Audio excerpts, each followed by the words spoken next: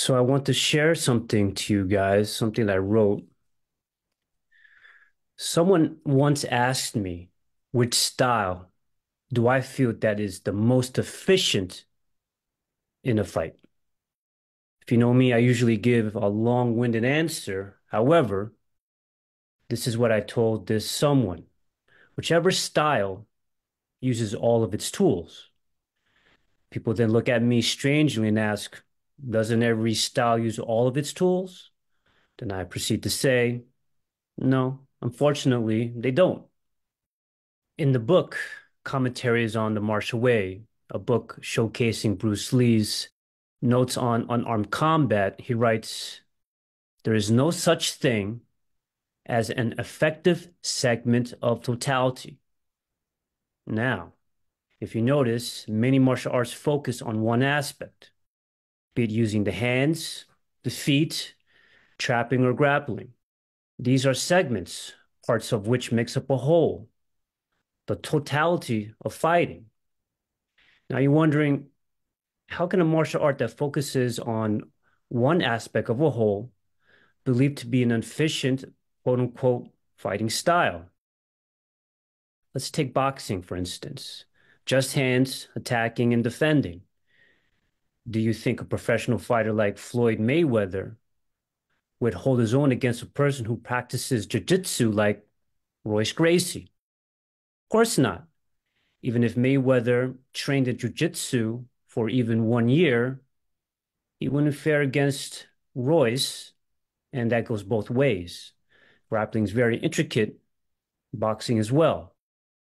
Bruce Lee proceeds to write, now the unfortunate thing is that there's boxing, which uses hands, and judo, which uses throwing. I'm not putting them down, mind you, but because of styles, people are separated. They are not united together because styles became law.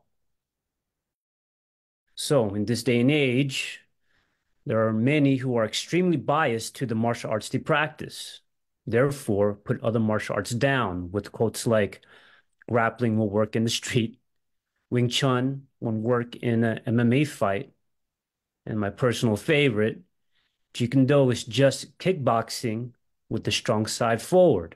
Well, the ignorance is very real. Unknowingly, we are a product of the environment, or in this case, we are the product of what we practice.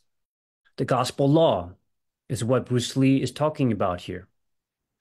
Quote, the original founder of the style started out with hypothesis, but now it has become the gospel truth, and people who go into that become the product of it, end quote. Now, how can I be a complete fighter? As a martial artist, how can I learn to be efficient with all the tools and not just one? Many would start walking the path of mixing martial arts, take the most efficient technique from other arts and feel that this is the best way to be a product of totality. Well, is it? At this point, I would ask you again, what's your goal? Are you training for self-defense or are you training for competition? What's the difference? Aren't you training for both? The level of training depends solely on a specific end result. It always has. What are the end results? Stop your attacker quickly as possible or win the competition. In self-defense, being prepared for anything and everything with efficiency and functionality is highlighted. Being technically skilled for possibilities and the fight quickly with extreme prejudice. In martial arts competition, rules must be followed. Rules. Deviating from those rules can result to disqualification, which will stop the fight according to the referee or judge, Jiz. Huge fighting entities that televise professional martial artists are not only in it for the money, but to exploit fighters to represent the martial arts they practice. Nothing wrong there, but again, what is your goal? Are you in it to survive a fight, doing what is necessary for the sake of seeing another day, or fighting to win the glory, respect from your peers, and label yourself as the baddest motherfucker. Excuse the language. What does this have to do with the quote, there's no such thing as an effective segment of totality? All right, here's the dumb version of it. One tool is never better than the other. One cannot train one fourth of a whole and believe that this can beat everyone and anyone. Now, in competition sense, boxing, again, all hands. Yes, skill is displayed and takes a while to see who is better.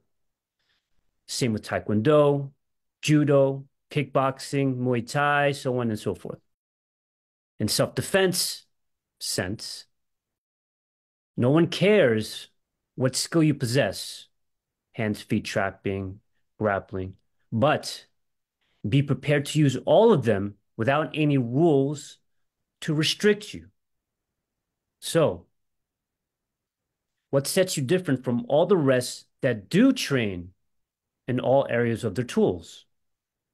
Well, if you have not guessed by now, it's adaptability. If you cannot train your tools to be adaptable, then how can you be a complete fighter? You need to be all of these and none of these. Sounds like Confucius or confusing. Anyways. Now, knowing the key to be a complete fighter, let me ask you this. If you are skilled in all tools, being adaptable to any situation, which aspect of conflict is best suited to what you practice?